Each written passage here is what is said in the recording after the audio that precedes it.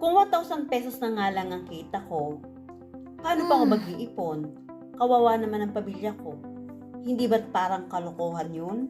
Isipin mo ganito, 1,000 pesos ang sahod mo. Pero, hindi mo i-consider na sa'yo lahat yon. Kasi kung gano'n ang mindset mo, lahat yon gagastusin mo. So, ganito yung gagawin mo.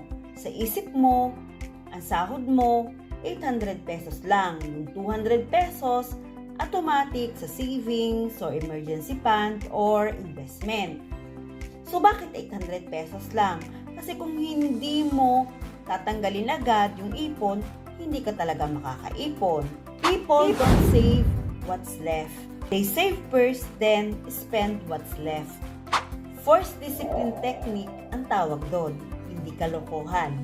Katulad sa bottled water, kung may 1 litro kang tubig, tapos ininom mo lahat, ubos agad. Pero kung nagtira ka ng 200 ml, meron kang panlaban sa uhaw mamaya. Ganon din sa pera.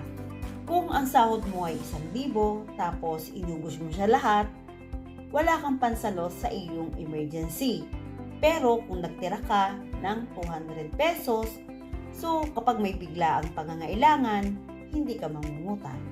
Kapag sinanay mo ang utak mo na 800 pesos lang ang sahod mo, magugulat ka.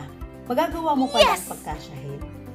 At yung 200 pesos na tinabi mo every sahod, dyan magsisimula ang emergency fund, insurance, healthcare, retirement, investment, or education ng iyong anak.